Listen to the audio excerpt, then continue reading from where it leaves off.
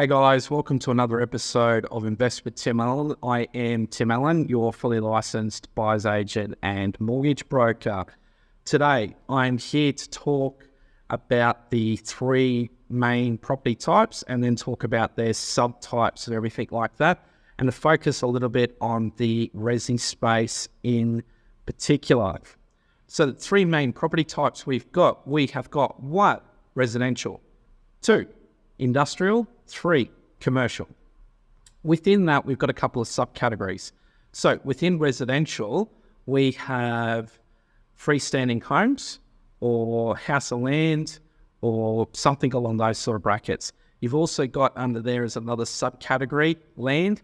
Now, land is potentially anything from, say, 200 square meters as a block up to 100 hectares or even greater than that. Those sort of land assets don't usually have a structure on top of them. They might be a farm with the farmhouse on top if you're looking at those sort of, 100 hectare blocks of land or bigger and everything like that, and anything in between. Land is fantastic. That's where we see great capital appreciation is from the land. The problem with land is the holding cost. Now, if you own a farm or something along those lines, those holding costs are a lot lower. But if you just own a vacant block of land, so if you own a quarter acre, so 1,000 square meter block of land in a CBD somewhere, you're going to be paying rates, you're going to be paying water, and you're potentially going to be paying some public, or you should be paying some public liability insurance to sort of protect you in case somebody strays across your block and falls over. And then you've got to pay somebody out to go and mow it, or the council's going to do that for you and they're going to send you a bill. As great as vacant land is, there's a lot of holding costs for that great block of dirt, and you'd want to hope that that capital appreciation is going to be greater. I like a freestanding home personally because you own the home underneath it, and then you've got the house above that you can do one or two things in. One, you can live in it. It can be your primary principal place of residence or your primary residence, where you live, where you call home, okay? You can be there, you can have it as a bachelor pad, share house, whatever that sort of picture looks. It might even be your family home, whatever that family looks like. It can be something you can live in and enjoy. The other option you can have is you can rent it out. You can rent it out to a family that needs it. You can rent it out as a share house, whoever you sort of rent out for that local area, and that will bring you a return, which will then in turn offset some of those holding costs in way of, mortgage repayments, rates, insurances, water, etc. Okay? Then the next one you've got townhouse and villas. Okay? A townhouse is usually a 2-story property, and a villa is usually a low set. They're in a complex. Those complexes can range from anywhere as small as around about 3 or 4 in a complex, right up to hundreds. Okay? Depending on where you are and depending on how many properties are in that sort of complex. Not a huge fan in them, because normally what happens is there's a body corporate or a strata, depending on what state of Australia you're in, will depend on what name that's called in your state. If you're in Southeast Queensland, it's a body corporate. There's usually a community title where you own a certain percentage of the overall group title, and you don't potentially own that land within the confines of your fence line in that complex. You might have exclusive use over it, but it might be deemed common property, okay? Same sort of things with villas. The only difference between a townhouse and a villa is just a big low set in a townhouse complex, where a townhouse is just a 2-story property. The next one on top of that is you've got units and apartments. Now, to me, there's 2 different types in this category, okay?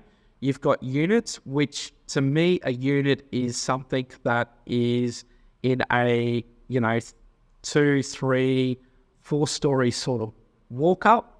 There's no lift in it. You walk up a set of flight of stairs to get to your little unit, and that's your space. Once again, more likely it's going to be a title, a group title sort of structure on the ownership of that. Then you've got apartments. Apartments are where there's lifts in there. Instead of having 2, 3 or 4 floors, you're looking more like 5, 6, 10, 20, 60 floors, depending on how big that building is in your local area. Not a big fan of apartments is because there's a huge amount of supply and stock within that, okay? I'm going to talk a little bit more on that very shortly. The next point is industrial.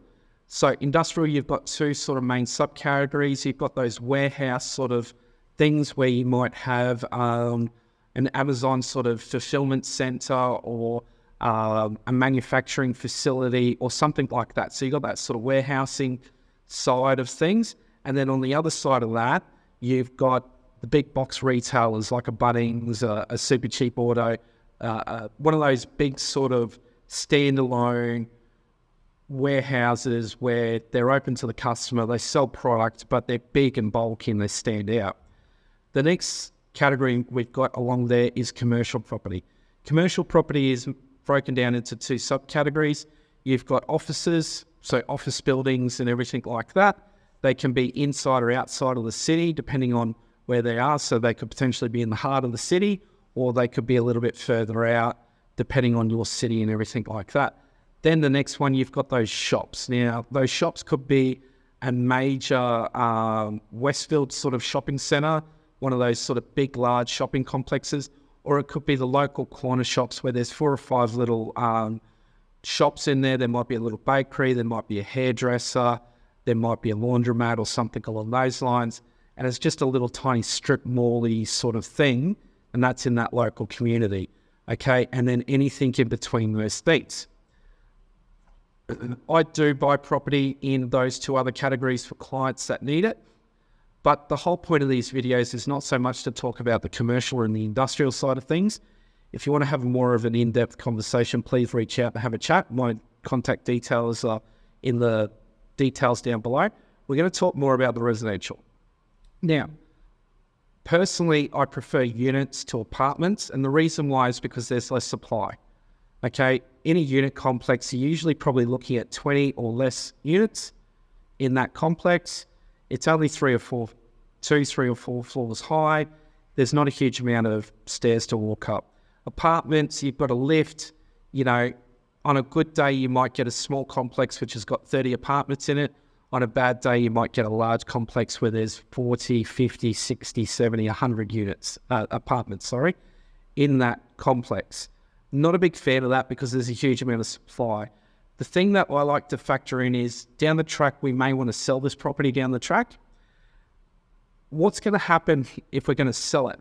You know, if there's hypothetically 52 apartments in that building, effectively you can sell one apartment every week. Well, if you don't in a year, if you don't sell that one apartment every week, you're potentially going to be opening up with competition in that apartment building.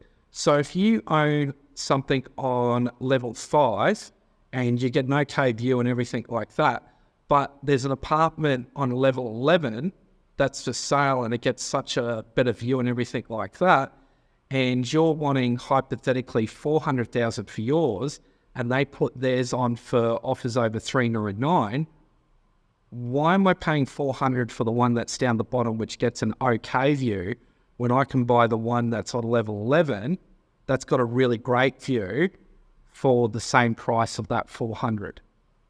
So that then means you've either got to wait longer to sell your property so there's not any other competition on there, or you've got to drop your price. Where if you're in a smaller complex, potentially having 2 units on at the same time is going to be dramatically reduced and extremely unlikely.